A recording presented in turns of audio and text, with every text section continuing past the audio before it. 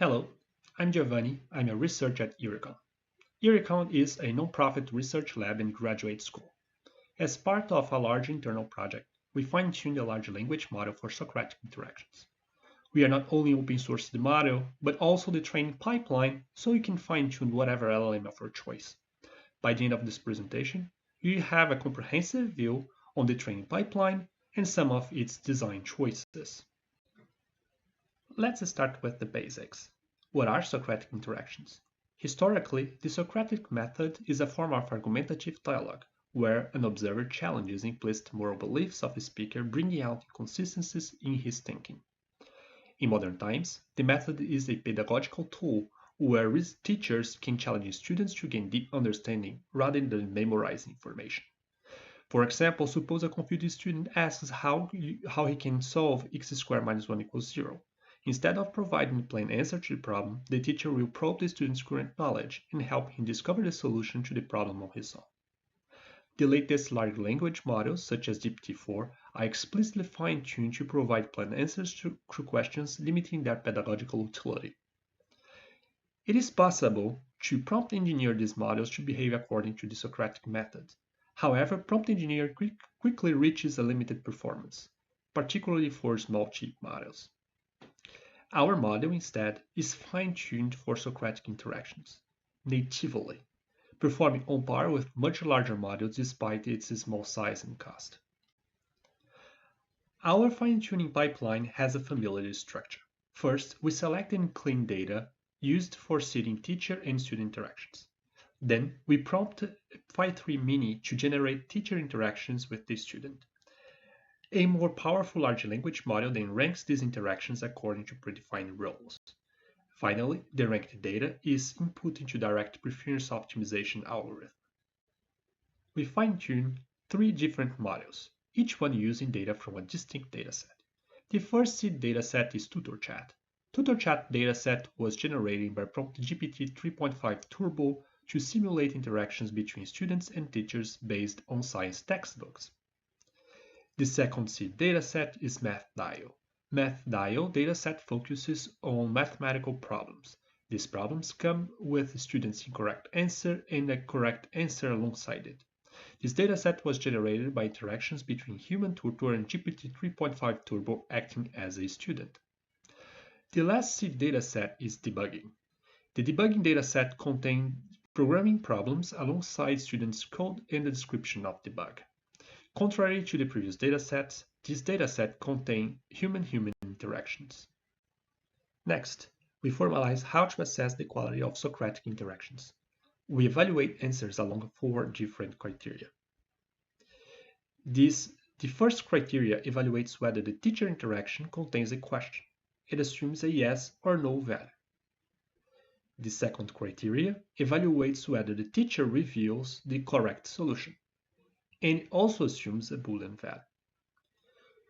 To avoid misguiding students' reasoning towards the wrong aspects of the problem, the third criteria evaluates whether the teacher stays on topic with the conversation in a scale from 1 to 5, where 5 is the highest score. Finally, we seek to develop interactions that are meaningful to the student. For this reason, the last criteria focuses on the helpfulness of the teacher interactions in a scale from 1 to 5, where 5 is the highest score.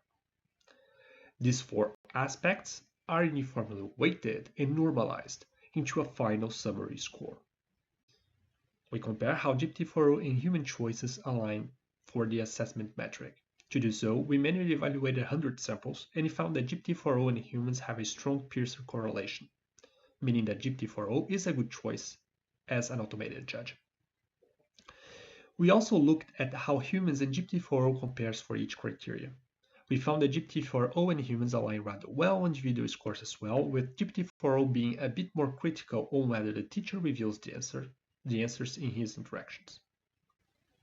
Now that we have a data set and an assessment method, we need to choose the optimization algorithm. There are many choices available, ranging from reinforcement learning from human feedback to supervised learning methods. We choose direct preference optimization over its main competitors for 3 reasons. The first, DPO is a stable algorithm, does not require extensive hyperparameter tuning. Secondly, The training procedure is simplified since we don't need to train a reward model. Finally, it can run with no hardware resources since it does not require loading expensive reward models in GPUs during fine-tuning. Let's put all the pieces together into a training pipeline. We start by feeding conversation extracts from select datasets into Phi3Mini, alongside detailed instructions for answering according to the Socratic method. We prompt the model to generate 5 different answers. Then we input each answer to GPT-4o that attributes a summary score for each interaction dependently. Each interaction and its summary score can rank the responses from the best to worst. The DPU algorithm requires only one good and one bad example when performing optimization. Thus, we pick the examples with the highest and lowest scores. All others are discarded. Finally, with the triplet student question, a good and a bad teacher answer, the DPU algorithm fine-tunes Phi3Mini. We tested our fine-tuned models on 100 unseen examples for each dataset. To validate the model's ability to generalize beyond its trained dataset, we compared each model performance on the 2 other datasets it has never seen.